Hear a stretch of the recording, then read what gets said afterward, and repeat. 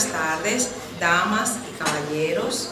Bienvenidos y bienvenidas sean todos a esta puesta en circulación de estas dos grandes obras que nos tienen reunidos acá en esta tarde.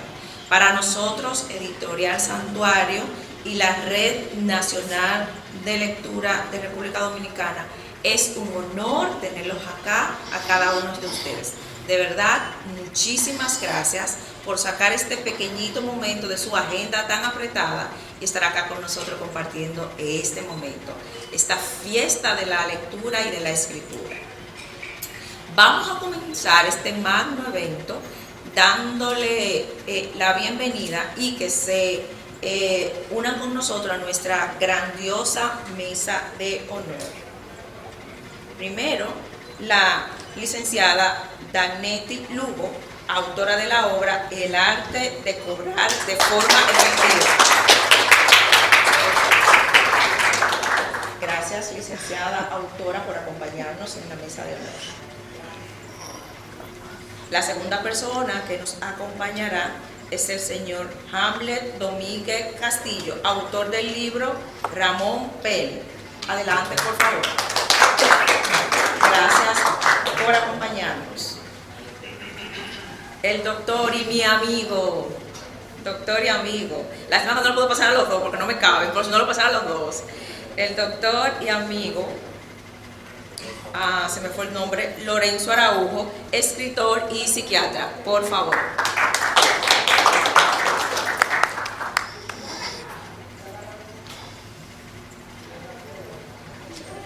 La licenciada Reina Echenique, presentadora de la obra El arte de cobrar de forma efectiva. Por favor, nos acompaña en la mesa de honor. El licenciado Juan José Martínez, que va a presentar el libro Ramón Pérez. Por favor, nos acompaña en la mesa de honor. Juan Osiri Mota, consultor y empresario. Por favor, nos acompaña a la mesa de honor. Aplaudan, aplaudan. No les estoy dando los aplausos.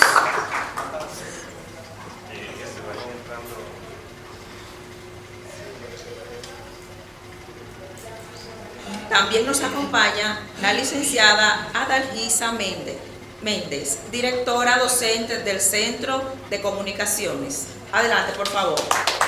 Apláudame a la doctora, apláudame a la doctora. Muy bien.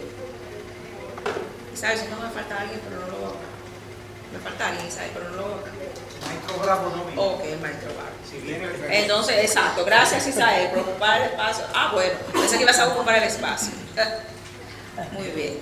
De verdad, distinguida mesa de honor, gracias por acompañarnos en esta mesa de honor, valga la redundancia, en esta fiesta de la escritura y la lectura. Gracias, un fuerte aplauso para nuestra mesa de honor.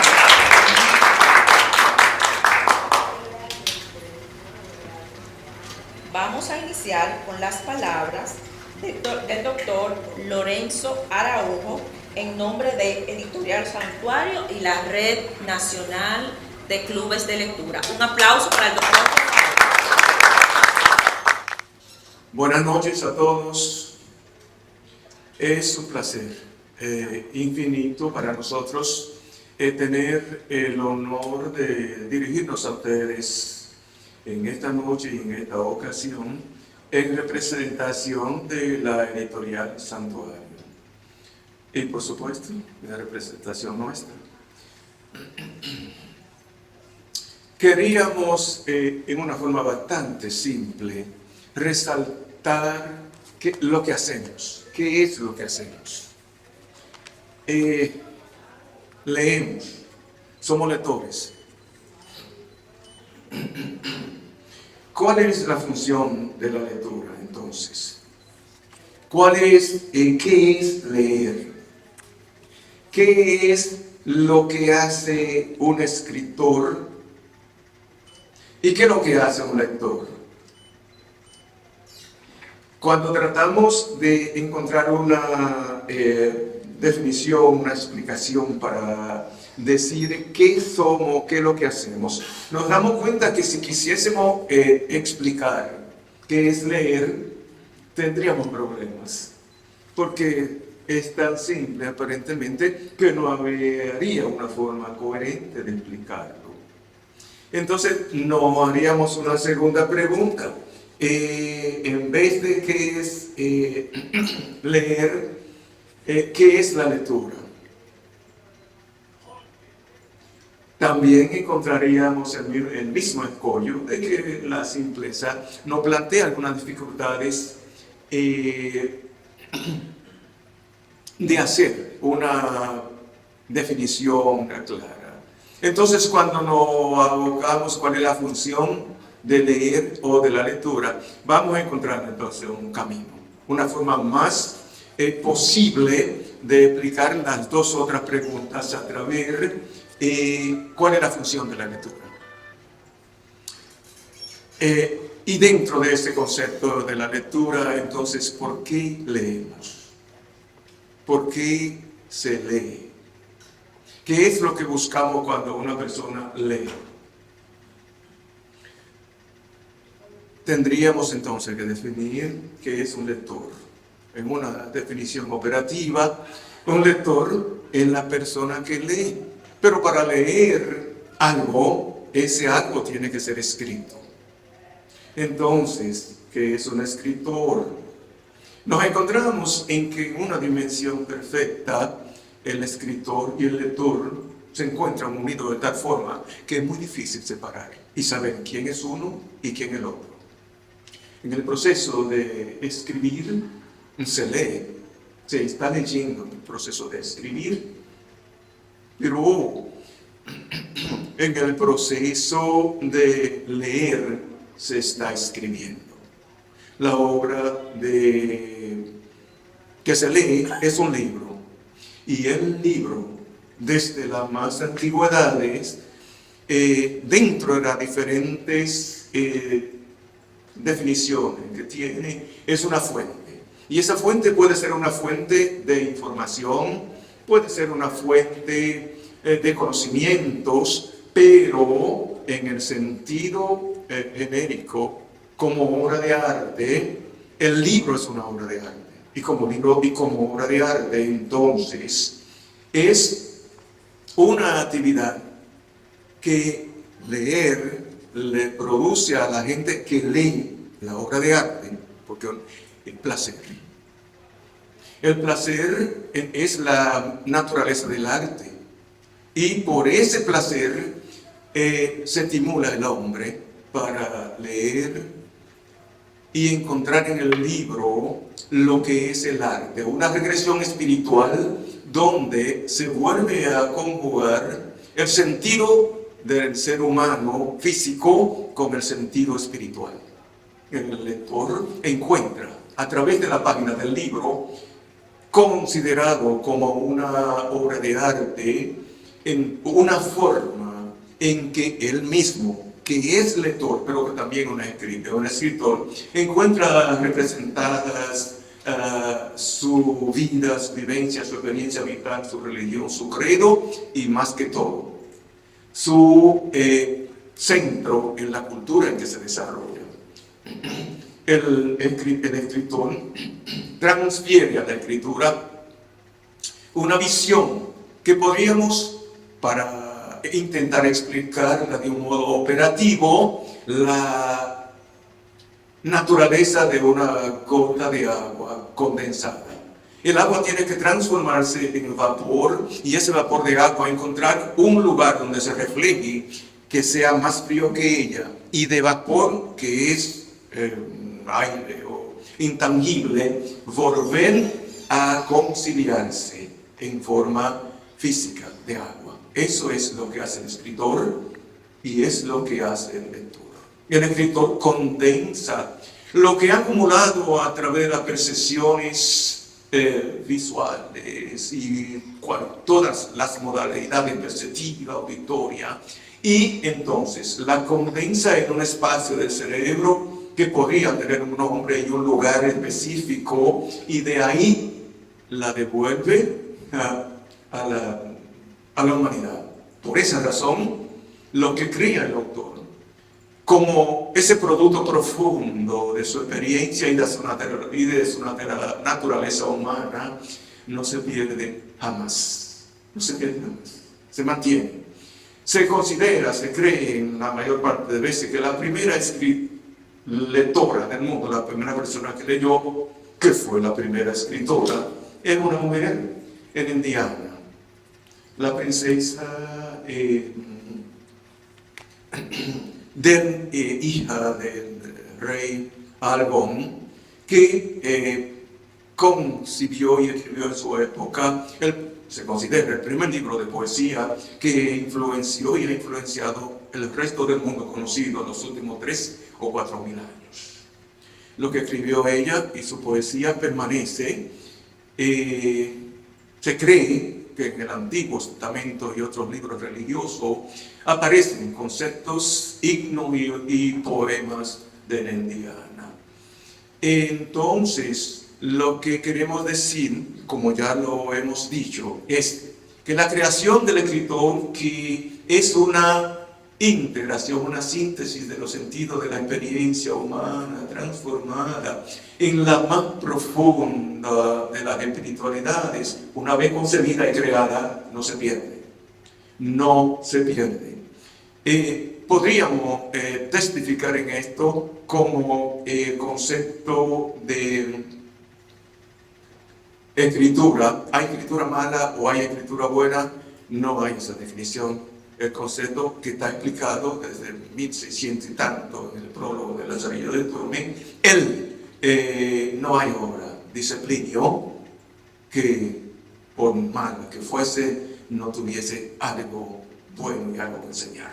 Pero esta actividad que estamos realizando en estos días, no solo la del escritor y su trabajo, el escritor y su obra y el mundo, también encontramos una situación que es única para nosotros en el país, que es esta nueva visión cultural de la creación de los clubes culturales.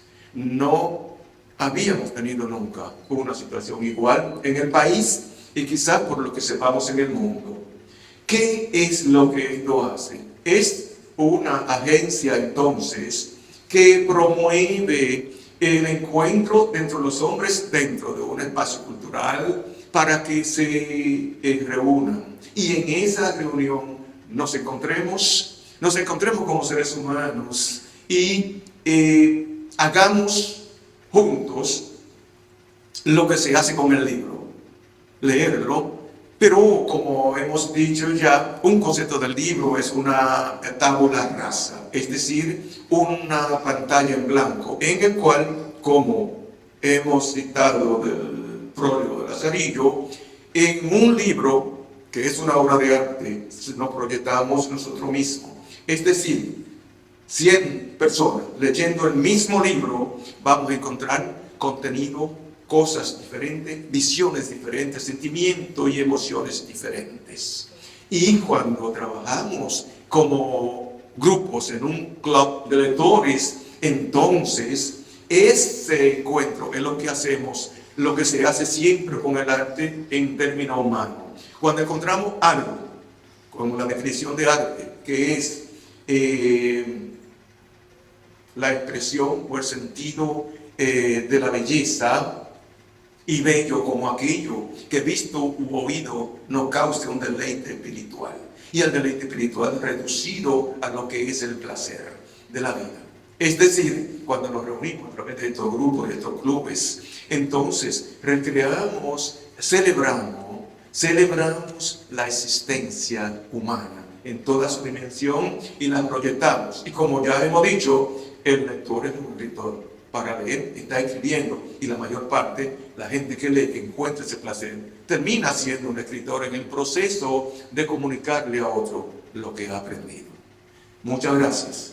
Es lo que queremos transmitir en esta noche para ellos. Vamos a continuar con esta maravillosa fiesta. Ahora con la presentación del libro El arte de cobrar de forma efectiva, de Darneti Lugo, presentado por la licenciada Reina Echenique. Un aplauso para la licenciada. Wow. Buenas tardes, ya buenas noches, son las 7 de la noche. Bien, estimados amigos, distinguidos invitados, mesa de honor. Para mí es un verdadero placer y un gran honor estar aquí parada, estar presentando esta magnífica obra y presentarle a una mujer extraordinaria, una profesional multifacética, una experta indiscutible en el arte de cobrar, Darneti Lugo Calderón. Como ella mismo dice, no es cuánto vendes, sino cuánto cobras.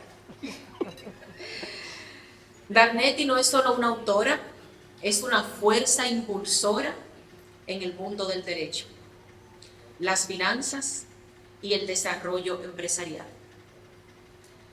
a la cual tengo hoy llamar también mi amiga y colega. Permítanme compartirles un poco sobre su impresionante trayectoria, la cual me hace admirarla mucho más como mujer y como ser humano. Como base de su formación, Darneti Lugo es abogada con una especialidad en marketing jurídico.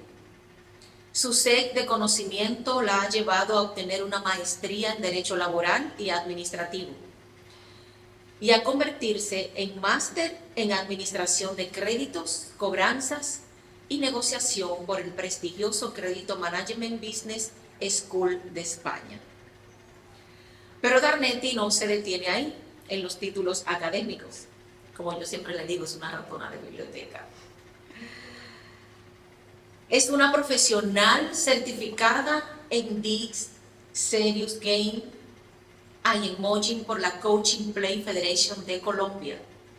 Herramientas que ha incorporado magistralmente en su enfoque de negocios y coaching. Con más de 20 años de experiencia en el área de cobros, Darneti ha dejado su huella en el mundo empresarial y legal. Cofundó la firma de abogados US Mega Service, demostrando su espíritu emprendedor, al cual me ha dado también el honor de ser testigo de su crecimiento. Ha sido consultora legal y laboral para los proyectos de envergadura, incluyendo colaboraciones con el Banco Interamericano de Desarrollo y la Dirección General de Impuestos Internos.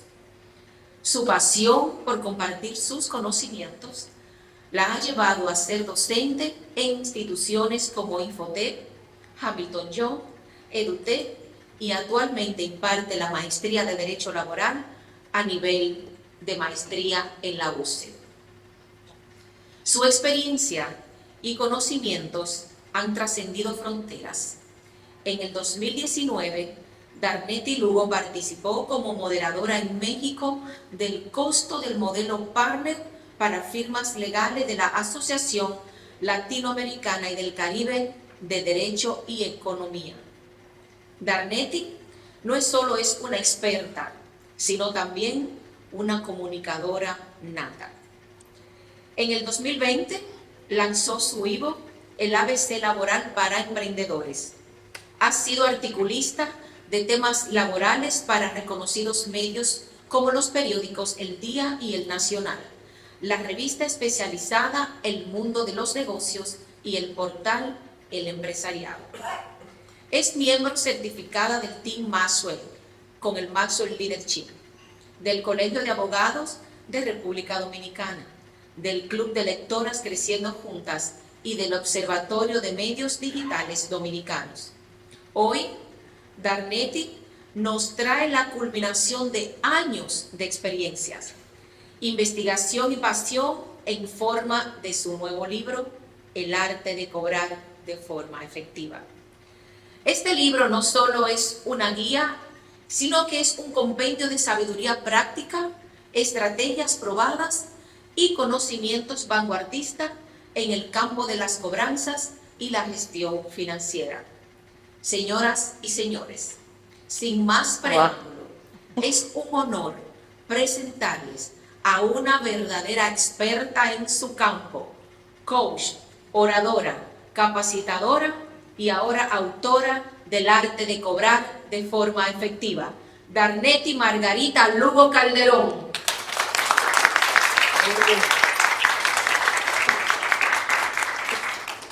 El escenario es tuyo, amiga. Ay, Dios mío. Ay, gracias, amigo. Gracias.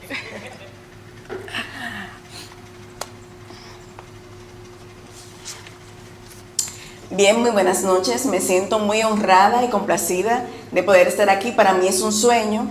Quiero iniciar dándole las gracias a la mesa directiva, a cada uno de ustedes, amigos, colegas, que han tenido el privilegio o me han agradado con su visita y poder estar aquí esta noche. Es un honor para mí y también quiero agradecer a mi familia, que ha sido un sostén importante, mis padres, que son docentes, mi hijo, mi esposo, mi familia está aquí, amigos, colegas, clientes relacionados que han creído en mí y yo soy un producto de las oportunidades, que sigo creciendo y que sigo formándome. Quiero compartir con ustedes fruto de una investigación, de un conocimiento, de una búsqueda constante en relación a la cobranza con pasión y por eso le presento mi libro, El arte de cobrar de forma efectiva. Nadie se planifica para fracasar, pero si no planifica, fracasa. En el mundo de los negocios, los emprendedores somos muy pasionales y comenzamos a vender. Sin embargo, se nos olvida un dato importante. Como decía nuestra querida colega y coach también, Reina, hasta que no se ha cobrado, no se ha vendido. Muchas ocasiones nos enfocamos solamente en una parte del proceso del negocio y olvidamos la cobranza como un apartado ahí, no tan interesante.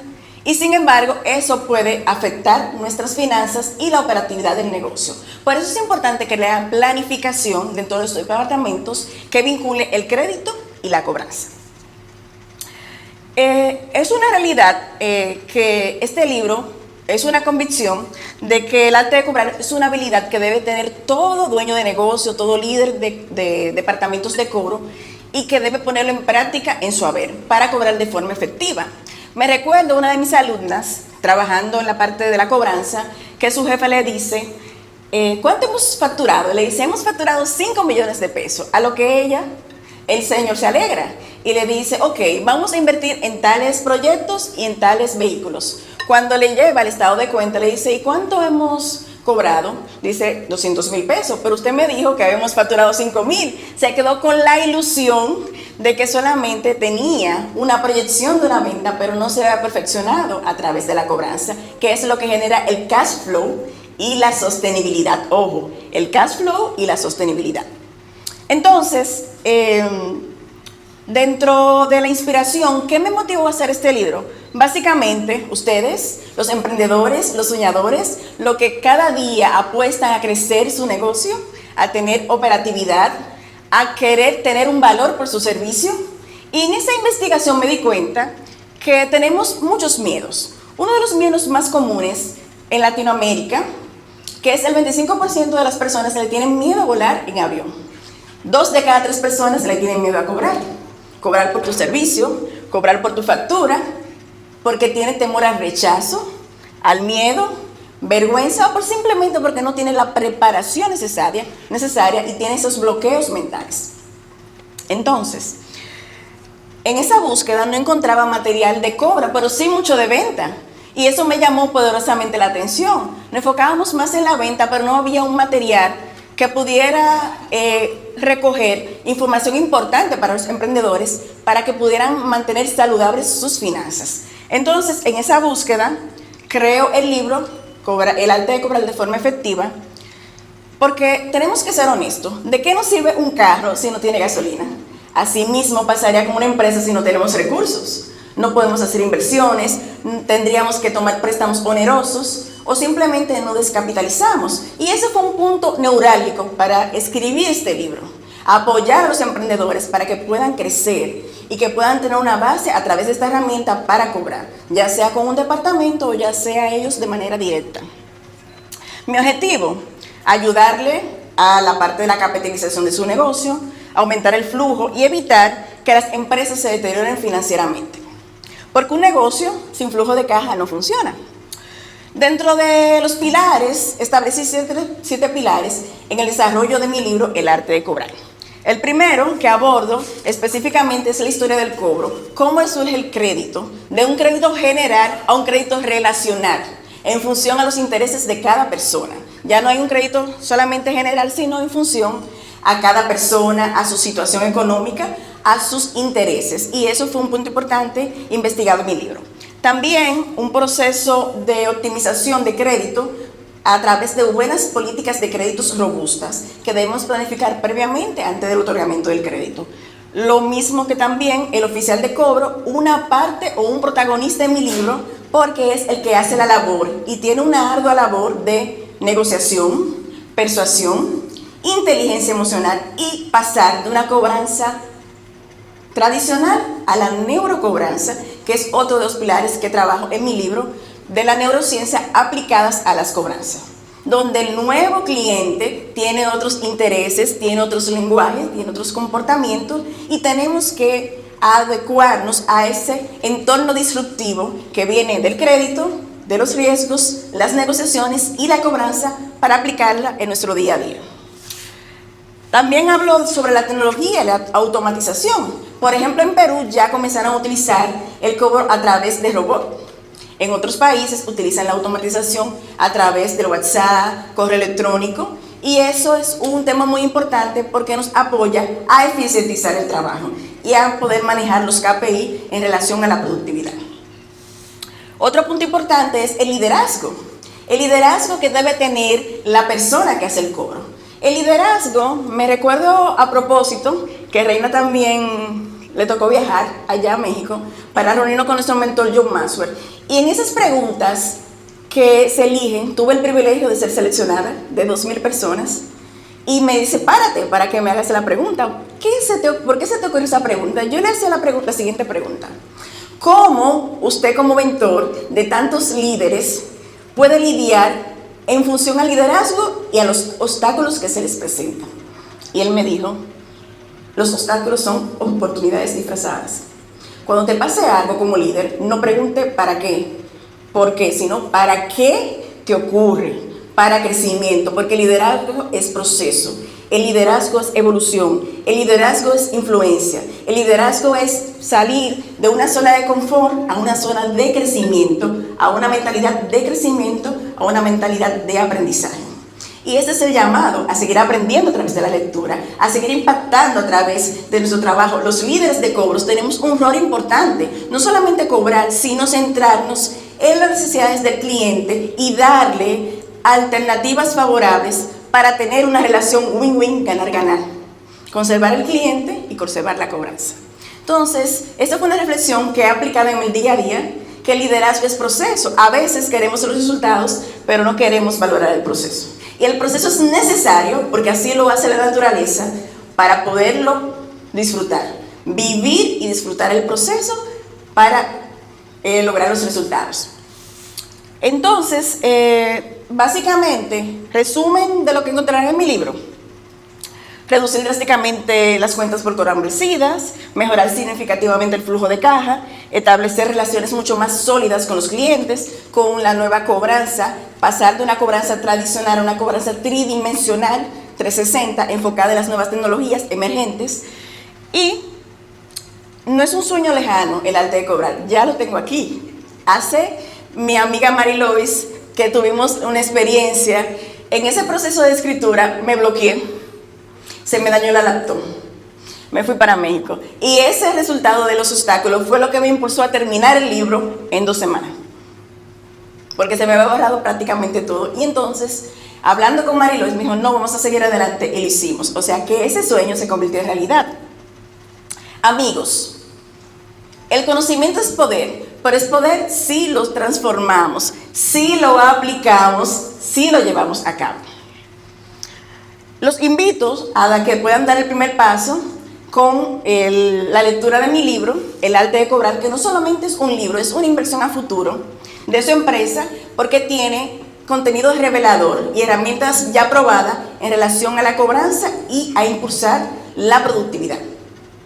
Al adquirir este libro te estás llevando o teniendo una guía práctica para mejorar tus cobranzas, adquiriendo una paz mental, control sobre tus finanzas y la llave para desbloquear tu verdadero potencial, el liderazgo y el conocimiento. No dejen pasar esta oportunidad. El éxito financiero comienza con una decisión y es con el arte de cobrar de forma efectiva. Gracias por su atención, gracias por estar aquí y estoy disponible para cualquier pregunta o inquietud y también para la firma de los libros.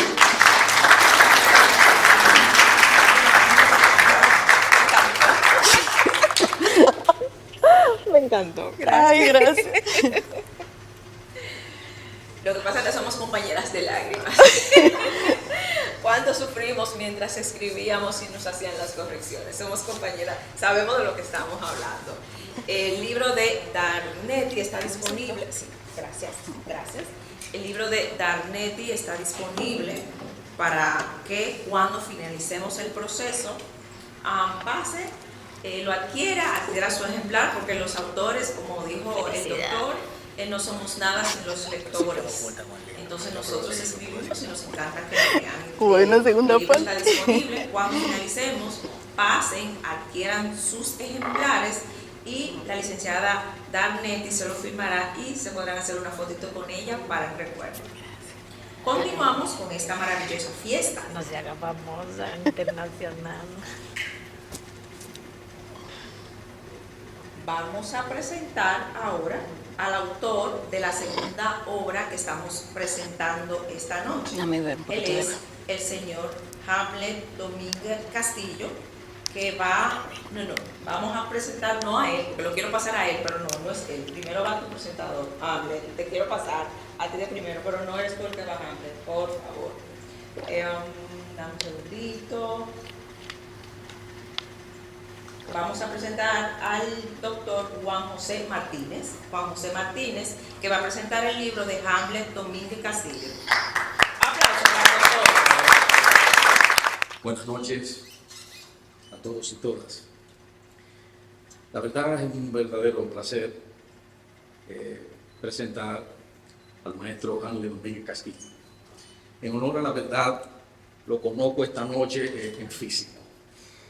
Ya hemos venido teniendo una relación a distancia a propósito de este trabajo. Y ciertamente Hamlet es un historiador nuestro, maestro dominicano radicado en Estados Unidos. Estudió historia europea y además está radicado en Estados Unidos jugando roles en el ámbito académico. Asimismo, es profesor en la Universidad de Albany State y tiene además un diplomado en afrodescendencia de la Universidad Complutense de Madrid. Por su trabajo final de grado titulado La influencia de Ramón Pané y de Antón de Montesinos en Bartolomé de las Casas, 2016, fue seleccionado para varias conferencias. Hamlet Domínguez Castillo ha publicado múltiples artículos históricos en periódicos, tales como El Día y Diario Libre de República Dominicana. Además participa en las investigaciones formando parte de la Comisión Histórica acerca de Ramón Pané y de los primeros mártires de América. Debo decir, en honor a la verdad, que esta experiencia que he tenido en relación con Hamlet es muy importante porque soy académico del área de Relaciones Internacionales. Y en efecto, el contenido del libro, aunque de entrada no tiene que ver nada con el tema internacional, pero por un asunto histórico y de, digamos, experiencia de la vida, me llegó a la mano el libro. Y de verdad que lo disfruté. En tal sentido, escribí algunas ideas en relación con eso que quiero compartir con ustedes esta noche a propósito de esta presentación. Honorable publicista Hamlet Domínguez, destacado historiador dominicano que se ha desarrollado en la comunidad académica en Estados Unidos. Distinguidos señores de la casa editora que esta noche nos acompaña, y demás miembros de la mesa de honor. Me complace sobremanera puntualizar algunos comentarios de esta obra del maestro Domínguez. En honor a la verdad, no soy un asiduo lector de textos de contenidos cristianos o de perfil religioso. Sin embargo, encontrándome en un evento académico en la ciudad de Vitoria, capital política del País Vasco, Reino de España, un amigo pariente de Handel, que se encontraba conmigo en ese evento en la Universidad de San Sebastián, me regaló un ejemplar de la obra Ramón Panet y su visión emulada de los estilos de San Jerónimo y de Fray Hernando de Talavera. A mi retorno a Santo Domingo desde Madrid, que fue donde leí un trabajo Handel, confieso que disfruté el contenido de esta obra de investigación, desarrollado con buena prosa, alto contenido pedagógico y una excelente narrativa. Lo leí con avidez y notorio entusiasmo durante ese vuelo. Para mi sorpresa, ya que desconocía realmente el personaje histórico religioso de Ramón Panet, lo confieso, y el rol protagónico que jugó en la etapa más importante de la política de evangelización en la Hispaniola, y el trabajo sociocultural que realizó al servicio del gran almirante de cara a las comunidades indígenas que habitaban la isla, especialmente con los macorís y con los taínos. La labor de este monje y la confianza puesta por él, por el almirante en él, pese a las intrigas vinculadas con la lucha de poder desplegadas por sectores políticos y clericales con mucha influencia en la iglesia y el emperador de la época contra la familia Colón, podemos concluir que el almirante no tenía más que el propósito de cumplir con la misión evangelizadora que le encomendaban los reyes católicos. En este aspecto quiero destacar, y lo comentaba antes de cuando entré al auditorio esta noche, que en efecto hay un tratadista dominicano que murió, que se llamó Carlos Federico Pérez y Pérez, un diplomático dominicano que fue canciller y que ha escrito o escribió los mejores textos en materia diplomática dominicana. En una obra que publicó en 2 tomos, el primer tomo, La historia diplomática desde Cristóbal Colón hasta la Primera República, y la segunda obra, desde la Primera República hasta la era de Trujillo, él hace verdaderamente un análisis profundo de lo que fue la historia política y diplomática dominicana. Y a propósito de tu libro, cita una anécdota importantísima de la llegada del almirante a la isla, cuando hace contacto con el cacique Guacanacariz. Colón vino con ese aire señorial que llegó Nicolás de Obando, que podríamos llamar los exterminadores del proceso de conquista y descubrimiento de América, sino que a propósito del análisis diplomático que hace Carlos Federico Pérez y Pérez de ese acontecimiento en que se encuentra el contacto de 2 culturas y 2 mundos, Colón intercambia su cetro, que era, digamos, el símbolo de señoría y que le había encomendado la reina Isabel la Católica, con el collar de Guacanacariz. Muchos hablan a veces, digamos, el complejo de Guacanacariz. Creo que es un error histórico. Como cuando decimos a veces, tú actúas de forma maquiavélica, pero lo dicen por un simple, digamos, repetir de sonido, porque no saben quién fue Maquiavelo, ni tampoco lo estudiaron, simplemente lo repiten. Maquiavelo fue un patriota italiano que abogó por la unidad de Italia para evitar lo que finalmente ocurrió. Bueno, pues en efecto, Colón intercambia un regalo con Guacanacariz y fue de respeto, e inclusive Carlos Federico Pérez y Pérez lo cita como el primer encuentro diplomático en términos protocolares, cuando se intercambian el cetro y el collar y se dan unas negociaciones en la isla Cabrito, es decir, que no hubo una digamos, relación hegemónica de poder ni de dominio. Lo que ocurrió después fue otra cosa. Entonces, quise hacer esa anécdota a propósito de eso. He leído muchas biografías del almirante, pero algunos datos que da Handel en su obra no lo había visto en ninguna, como su interés de poner al monje Panet, que es el objeto de la obra de Handel, en una labor que diríamos de peregrinación arriesgada, pero necesaria, con miras a conocer la psicología y pensamiento de los indígenas de forma pacífica y humana, inspirada en la espiritualidad que emuló de San Jerónimo. Es uno de los aspectos más importantes, lo que indica que Colón en el fondo no era la figura que muchas veces le damos a algunos historiadores y en la calle, porque como había sido educado en la filosofía de San Jerónimo, obviamente eso indica que en el fondo había un sentimiento de alta espiritualidad.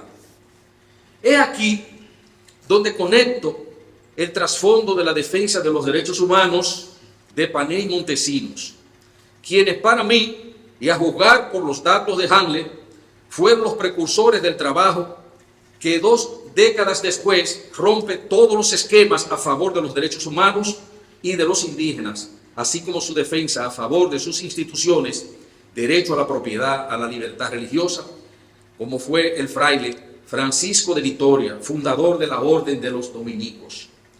Debo decir que Francisco de Vitoria es el padre moderno del derecho internacional público, y la grandeza de él radica, y obviamente porque en tu obra no abarca esa etapa. Vitoria fue posterior, 2 décadas después, pero resulta que Vitoria fue el mentor de todos esos curas que trajeron los conquistadores, como el padre Boil, las casas y demás, quienes lo alimentaban continuamente de ese maltrato que daban los encomenderos a los indígenas, y fue el fundador de la Orden de los Dominicos.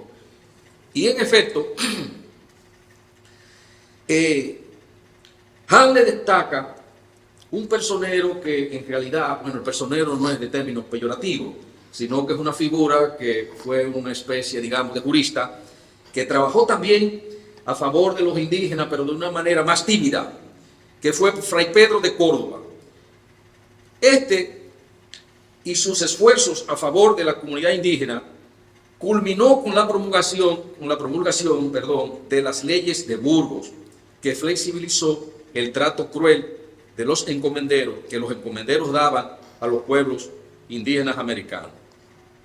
Pero en realidad, el brazo articulador del cambio político del Imperio Español, así como del alto clero, se llevó a cabo por este internacionalista que se llamó Francisco de Vitoria, definido hoy como el padre del derecho internacional moderno, ya que en su célebre discurso en Salamanca, en la década de los 30 del siglo XVI, enfrenta el poder del Papa en una conferencia donde estaban presentes obispos, arzobispos, jefes militares, etc. No le tembló el pulso, aunque ya se había iniciado la etapa de renacimiento que conocemos, la separación del papado de la iglesia, pero todavía eso no fue una transformación lineal. El poder de la iglesia era un niño aún. Y Vitoria, delante de ese auditorio, la primera pregunta que se hizo en ese discurso fue: ¿y qué es la justicia? Él mismo se pregunta, analizando el tema del descubrimiento y conquista de América, que habían transcurrido 40 años hasta el momento en que él habló de eso. ¿Qué es la justicia? Y se contesta: ¿acaso estamos aplicando la justicia a los pueblos indígenas americanos? ¿O es que acaso no son gente? Y en efecto, sigue analizando principios que hoy lo colocan en lo que se considera la génesis doctrinal, no solo del derecho público universal, sino también americano. Porque esos principios planteados a principios del siglo XIX fueron las bases para la emancipación de las naciones americanas en el siglo XIX, que inicia el libertador Simón Bolívar, y de la esperanza y la caridad, basado en la tesis victoriana. Pues en efecto, en la década de los 30 del siglo XVI, enfrenta el poder del Papa, negando el valor material de las bulas pontificias para quitarle las tierras a los indígenas, porque él solamente reconocía a esas bulas valor espiritual, pero no material. Así como rechaza el fundamento jurídico del principio que había establecido España de res nullius, quiere decir la cosa de nadie, que invocó España para considerar a los pueblos no evangelizados como pueblos salvajes sin ningún derecho. Aquí Vitoria le dijo: no, esos pueblos no conocen la religión cristiana, tienen sus propias religiones, hay que tratarlo bien, y si ellos quieren de la mejor manera, se educan y la aceptan, pero si no la quieren igual, no con el látigo, ni la fuerza. Es ahí en su libro que se fundamenta en ese discurso del siglo XVI, que él analiza todas estas cosas, donde él llama inclusive lo que es una estancia pacífica de los españoles en la isla, etcétera. Tal vez un sueño, porque obviamente la sed de conquista y de dominio está en este tipo de acción militar y de conquista. En tal virtud, los aportes de Handler, que te felicito de verdad, porque lo confieso, señores, este libro lo leí en el avión, porque siempre leo, pero por el título, con un perfil altamente religioso, digo, bueno, pero bueno, déjame leerlo. Y de verdad me encontré con un contenido que los historiadores tradicionales en nuestro país no lo han abordado con esa objetividad.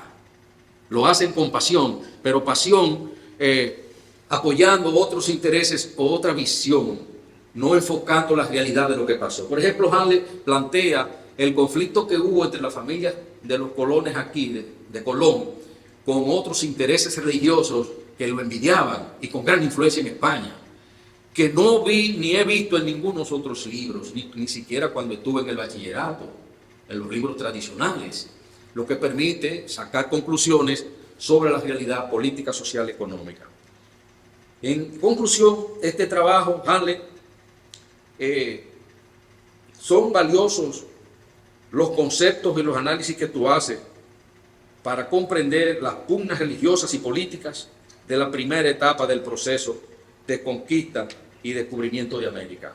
Pero además tiene un soporte bibliográfico envidiable, siendo una investigación no tan extensa ni profunda, porque cita más de 63 textos, incluyendo entrevistas y referencias. Así es que, Handler, querido auditorio, les recomiendo leer este libro porque de verdad es posible que ustedes tengan una visión de un antes y un después de lo que fue este proceso histórico. Muchas gracias. Saludos a todos, amigos, amigas, conocedores del tema histórico colonial. Estoy muy agradecido, en primer lugar, a Dios, al señor Isael, que me dio la oportunidad, el profesor Juan José Martínez. Muchas gracias, profesor. Le agradezco mucho. Estos temas históricos son muy importantes para nosotros como dominicanos. El título del libro, Ramón Pané y su visión emulada, fue sacado de otra investigación que hice en el año 2016. Estando en la Universidad de Albany, allá nos pidieron que tomáramos algunas ideas para nuestro proyecto final. Y ese proyecto final yo lo quería enfocar en el principio de la colonización de nuestro país. Y por ahí se dio esto. Pero mire, yo quiero empezar porque hay una pregunta que yo me hice como historiador cuando empecé la carrera de la historia, específicamente aquí en nuestro país, que yo decía, pero ven acá, ¿y cuál era el derecho que tenían los españoles aquí en este país? O sea, ellos vinieron, pero ¿con qué derecho? ¿Quién le dio el derecho? Y yo me hacía esa pregunta y duré mucho tiempo preguntándome la misma pregunta. ¿Qué derecho tenían?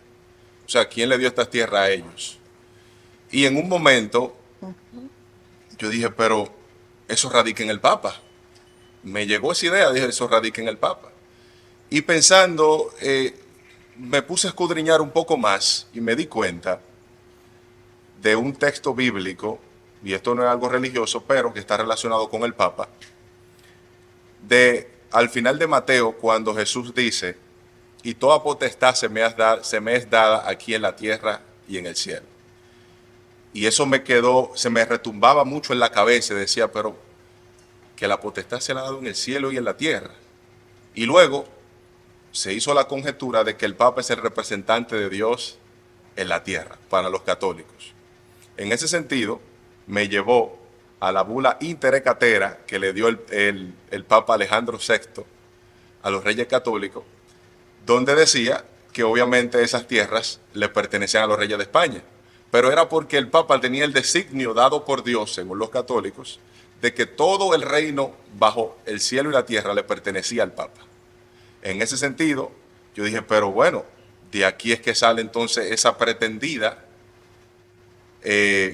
título de propiedad de las nuevas tierras. Y en ese sentido, el Papa, en esa bula Interecatera, a la llegada de Colón del segundo viaje, le dice a los reyes católicos, ustedes tienen que mandar allá religiosos doctos que tengan esa afinidad con predicar y traer a las almas al Evangelio. En ese sentido, viene Ramón Pané a colación, porque cuando Colón llega de su segundo viaje, va al monasterio San Jerónimo de la Murtra, él era Jerónimo, y era de estos monjes que vivían en las montañas allá, y vivía meditando y buscando de una manera u otra la presencia de Dios. Y se hace una especie de conglomerado de religiosos, entre ellos un señor llamado Bernardo de Boil, quien fue el primero que da la misa aquí en el año 1494, el 6 de enero, allá en la Isabela, y Bernardo de Boil viene siendo el jefe de todos ellos. Y Ramón Pané era solamente un simple monje, pero que de la simpleza se dio como el primer maestro, el primer etnólogo, el primer antropólogo, y el primer libro que se escribió en América lo escribió él. Cristóbal Colón y Bernardo de Boil tuvieron un conflicto muy serio. El enviado del Papa junto con Cristóbal Colón. Recordemos que Colón tenía una afinidad muy dada a sus creencias religiosas también. Pero Bernardo de Boil se había enterado en Francia de que el almirante de alguna manera u otra había tenido vínculos con algunos corsarios franceses que habían atacado Cataluña. Y Bernardo de Boil era catalán y tenía como ese pequeño dolor con Cristóbal Colón. Y luego eso se agravó cuando llegaron junto con Guacanagariz, porque Guacanagariz tenía un problema serio aquí en la isla, porque él apoyó, para muchos, a los nuevos integrantes de esta nueva misión que traía Cristóbal Colón. Y en ese sentido, pues, de una manera u otra, lo veían como un enemigo también, era visto como un enemigo. Recordemos que en ese tiempo habían muchos malentendidos y pocos ilustrados que conocían la lengua. Era como pelear una batalla a ciegas, sin saber qué se estaba diciendo. Unas personas que hablaban un idioma que uno no conocía, unas personas con costumbres que uno no conocía. Dicen las crónicas antiguas que los españoles decían, pero ¿y por qué estas mujeres se bañan tanto? Una mujer semidesnuda, hace 500 años atrás, era visto como un pecado. Unos hombres que tenían unas esposas y que, bueno, se van a unas tierras donde las mujeres están sexualmente muy activas, porque las taínas eran muy activas en ese sentido, y los taínos también, todos en general, como dice Oviedo en sus crónicas, que el cacique Boichillo tenía 30 mujeres propias. Y bueno, cuando uno analiza eso y lo pone en el contexto, uno dice, pero wow, fue un panorama diferente. Venir a un lugar donde no se tenía conocimiento alguno de que, obviamente, como era la costumbre de estas personas, y entonces de una manera u otra emparentarse, porque los españoles llegaron casi sin mujeres. Y eso fue un detonante a que los hombres de una manera u otra tuvieran una mezcla con las taínas. Y de ahí se da el esparcimiento de las enfermedades. O sea que Pané, ese monje, vivió todo eso aquí. Esas enfermedades, de una manera u otra, fueron de lado y lado, porque las taínas le pasaron a los españoles la sífilis. Fue un momento bien incómodo y difícil porque los españoles no sabían cómo curarse. En aquel tiempo le llamaban el mal francés o el mal de las bubas. Y los españoles no encuentran manera de curarse y muchos mueren. La colonia que estaba allí en la Isabela termina prácticamente abandonada. Y en ese sentido, los indígenas sí sabían curarse de la sífilis, porque para ellos era algo habitual, era algo común. Y tomaban el palo de Guayacán, me imagino que ustedes conocen el palo de Guayacán, y hacían un agua que era un antibiótico natural y se lo tomaban los taínos. Los españoles duraron como 30 años para darse cuenta de eso. Y cuando se dieron cuenta, a ese palo de Guayacán le llamaron palo santo, porque se curaron de las enfermedades. Entonces, en este panorama sexual de enfermedades, está aquí Fray Ramón Pané, con esa misión de evangelizar, pero no solamente de evangelizar, sino de dar un trato preferencial a los taínos, no solo como animales, como algunos españoles lo veían. Uno de los nombres más famosos que los españoles le decían a los indígenas era este perro. Era algo totalmente difícil y caótico, una situación para ellos, estar oprimidos por unas personas que no conocían. Pero Ramón Pané, cuando se va Bernardo de Boil, porque tiene un pleito fuerte con Colón, porque quiere Bernardo de Boil hacer un escarmiento con Guacanagarix, y el almirante le dice, no, ese es mi socio y aliado aquí en estas tierras, yo no conozco esto aquí, yo necesito a ese hombre conmigo. Y de ahí en adelante se polarizó la colonia de Isabela, determinando de que Bernardo de Boil, de una manera u otra, sale de la colonia solamente un año de estar aquí. Se quedaron algunos religiosos, entre ellos Juan de Tisín y Juan de la Duel, que eran extranjeros, no hablaban español, sí hablaban latín y francés. Y entre Juan de Tisín y los que ya mencioné y Fray Ramón Pané, deciden evangelizar aquí. Son los primeros evangelizadores. O sea que aquí se evangelizó, no en español, porque Ramón Pané era catalán, hablaba catalán. O sea, las primeras palabras que se hablaron del cristianismo aquí eran todas en un idioma foráneo. En ese sentido, Fray Ramón Pané se queda solo en ese campo. Y Colón, que era buen navegante, pero lamentablemente mal gobernante, se da cuenta que Pané es el único que le puede ayudar en ese caso y le ofrece la comida a Pané, porque en ese tiempo comer era un privilegio. La comida era bien racionada y los taínos tenían algunos vínculos bélicos con los españoles que no querían obviamente darle comida. Y Pané se adentra a la selva. Muy posiblemente tuvo con los ciguayos y macoríes, y los ciguayos eran los guerreros de esta isla, porque hay que diferenciar. Habían 3 lenguas que se hablaban aquí. La primordial era la taína, pero los ciguayos eran los indios guerreros de aquí, los nativos guerreros. Tenían el pelo largo hasta las nalgas y usaban arco, flecha y macana. Eran unos aborígenes distintos a los taínos. Aunque sí se conocían, interactuaban entre ellos, no eran lo mismo. Porque, según un estudio que se hizo de unos fósiles que se encontraron en Cabo Cabrón, en Samaná, se determinó que ahí habían personas que posiblemente son los ascendientes de los ciguayos que ahí vivieron hace 4.000 años atrás. Posiblemente por ahí deriva el hecho de que tuvieran 2 idiomas distintos. En ese sentido, Pané se va con la encomienda del almirante de conocer y de ampliar el conocimiento para el almirante de cómo ellos creían en los dioses, cuál era la visión, cuál era la cosmovisión que se tenía.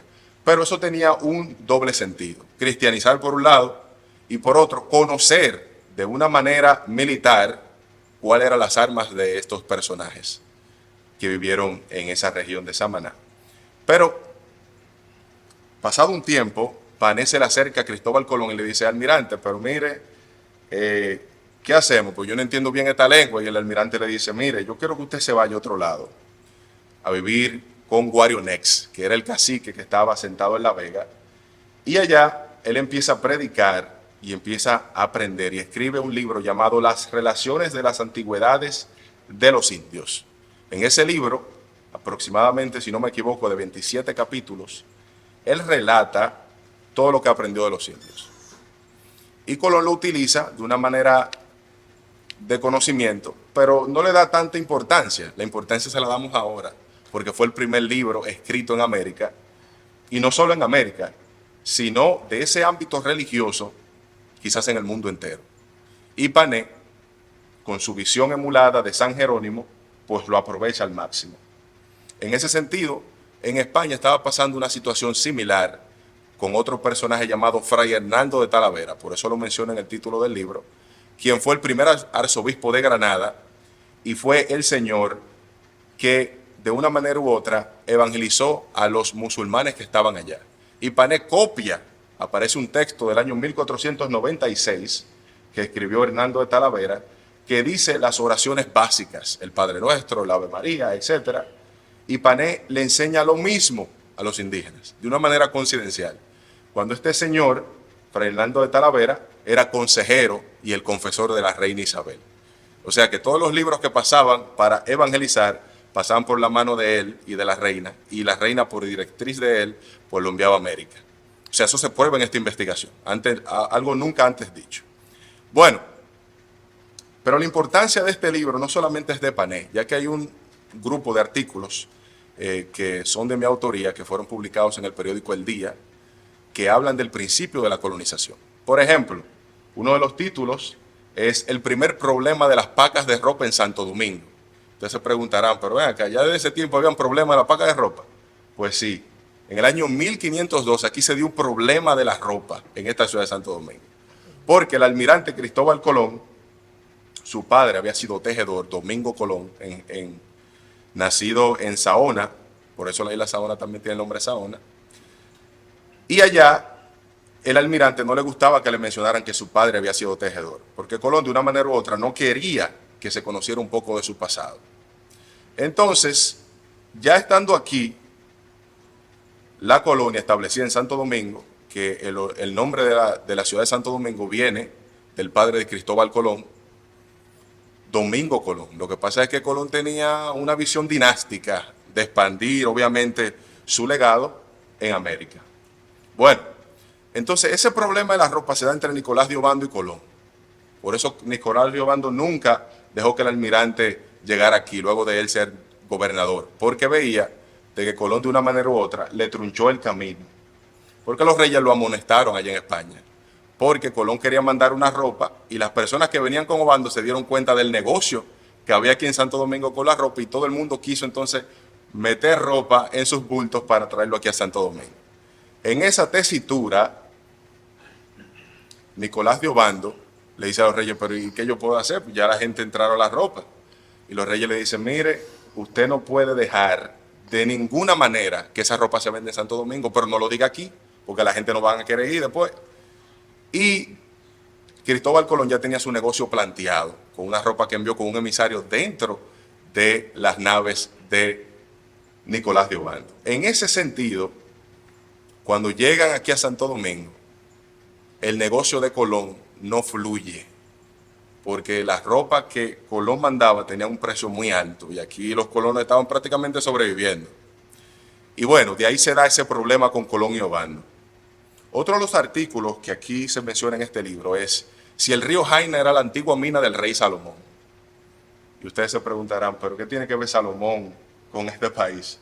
Un hombre de la Biblia. Bueno, pues los españoles de una manera u otra entendían que aquí en Santo Domingo o en este lugar del Caribe estaba en Asia, algunos pensaban. Entonces hay un verso de la Biblia donde dice que el rey Salomón envió a sus mejores marineros a Asia a buscar oro. Y como la mina estaba trabajada en el río Jaina, o sea, tenía señales de que la habían sacado oro, el almirante en un momento pensó que estaba en Asia y se confundió de tal manera que pensaba que iba a encontrar el paraíso del Edén. Y que lo dijo en uno de sus viajes que el Orinoco era el paraíso del Edén. Pero no solo eso, sino que al llegar a Jaina, ese río que usted conoce ahí en Jaina, manda a que se haga una torre allá en Jaina y la nombra San Cristóbal. Muy posiblemente en su propio honor, el almirante nombró la provincia que hoy es San Cristóbal en su honor propio. Y Santo Domingo en honor de su padre. Dice el afamado historiador chileno, apellido Medina, en el siglo XIX y XX, menciona en una de sus obras, que la isla Dominica también es nombrada en honor al padre de Cristóbal Colón, Domingo Colón. Entonces que por ahí se va la cosa. Pero no solo eso, sino como mencionó el profesor Martínez hace unos minutos atrás, el tema del derecho indiano, el derecho de estas personas que estaban aquí, con Pedro de Córdoba y el señor Antonio Montesino, que su estatua uno lo puede ver allá en el malecón. Estos personajes que llegaron, estos dominicos, tenían un precedente importante, y era el precedente de un italiano de la Orden de los Dominicos que fue quemado en la hoguera, llamado Savonarola, que desafió los conceptos y los designios del Papa Alejandro VI. En ese sentido, estaba el miedo rotundo de si denunciamos nosotros lo que está pasando con los maltratos, cuando viene a ver nos queman a nosotros también, dirían ellos. Pero ellos, de una manera u otra, se enfocaron en decir la verdad de lo que estaba pasando. Y ahí sale el sermón de Adviento de Montesinos, hablando de los derechos humanos. Yo diría que la primera declaración, doctor Martínez, de los derechos humanos, la hace ese sermón de Adviento del año 1511. Y Ramón Pané había hecho algunos trabajitos con eso. Cuando apresan a Colón en el año 1500, mandan a buscar a Pané para que testifique y le pregunte qué ha pasado. Y Pané, que era muy amigo del almirante, pero entendía que el almirante había fallado en algunas áreas, cuenta en ese libro, que es un libro de la señora Isabel Izaguirre y Consuelo Varela, La caída de Cristóbal Colón, el juicio de Bobadilla, el año 1500, perdón. Ahí Pané relata que el almirante empezó bien con la colonización, pero que luego el almirante se fue desviando un poco y no quería que Ramón Pané, sí quería que Ramón Pané le hablara de la palabra, pero no quería que lo evangelizara, según cuenta Pané en ese juicio. Dice Pané que el almirante en un momento lo paró y le dijo que él no quería que se cristianizaran más, pero todo eso iba por un negocio. Había un negocio con las almas aquí. Y ese negocio partía del hecho de que si no se cristianizaban, pues podían ser esclavos, seguir como esclavos. Entonces eso fue un punto focal que no ayudó al almirante, buen navegante, pero mal gobernador. Y en ese sentido, el almirante pues estuvo en las celdas en España por esa razón. Pero Ramón Pané no se sabe mucho. Lo último que se sabe de Pané es que le escribió una carta en el año 1515 aproximadamente al emperador Carlos I de España, Carlos I de España, V de Alemania, Sacro Imperio Romano Germánico, donde le enviaba en esas cartas también unas semillas de cacao y también hoja de tabaco. Eso es lo último que sabemos de Pané. Y esta investigación profundiza en eso.